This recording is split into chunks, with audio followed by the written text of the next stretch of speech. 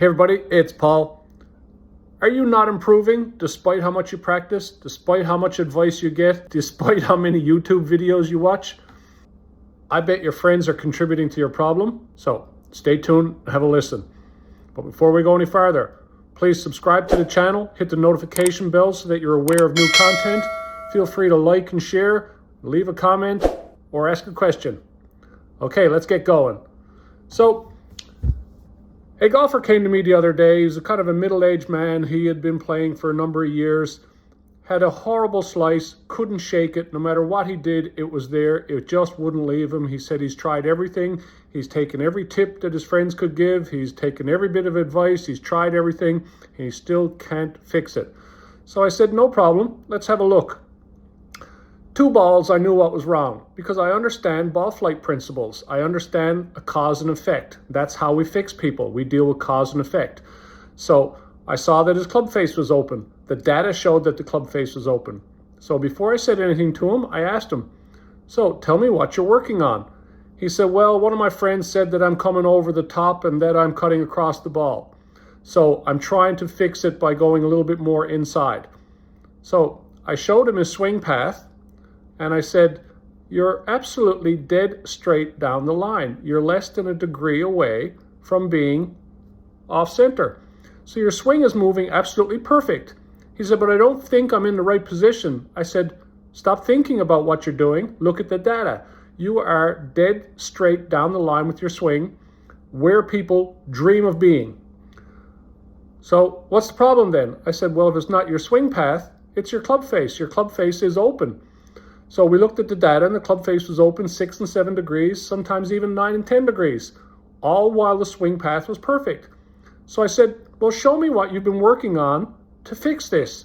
So what I've been doing is I have been angling and pulling my right foot back so that it closes up my shoulders a little bit and it angles me a little bit more off to the right. I said, okay. So we have an open club face and a perfect swing path. And you're going to fix it by angling your swing path more to the right. So let's look at this. If your club face is pointed right, and all of a sudden your swing path starts moving more to the right, what is going to happen? He said, well, I'm going to hit it to the right. I said, exactly. He says, well, then maybe it's my posture. Anyway, we went back and forth with me trying to explain that it was simply club face and not anything else. And we finally got it that it was club face only, and we started working on drills. So I said, here's things that it is not. It is not your swing path. You're not coming over the top. You're not coming too far inside. Your posture is not bad. Your alignment is not bad. You're not standing up. You're not lowering your head. All these things don't affect ball flight. Ball flight is affected by the contact of the club at the moment of impact on what the path is doing and what the club face is doing. Okay, I understand now. So I said, okay, so let's look again. Swing path is perfect. Club face is off to the right. If the club face was not off to the right, would the ball go to the right? He finally says no. I said, okay, now we're getting somewhere. So I asked him, why do you think the club face is open? He said, I'm not sure. I said, well, let's do this. And I walked him through a couple of drills with my hand on the club, showing him where the club was at the moment of impact in order to produce a slice and what his hands were doing at that moment. Now, I said, what is your grip pressure like on a scale of 1 to 10? He said, probably an 8. So I said, okay. So if my hands are stiff, the club cannot flow. The toe cannot flow through the shot. The face stays open. I showed him what the face is doing at the moment of impact to produce a slice. And I said, see how your hands are reacting to this. Okay, so I said, now we have to relax your grip so the toe can flow. And instantly, we started seeing a draw. And the worst case scenario was a tiny, tiny baby fade. There were no slices because it was a club face related issue.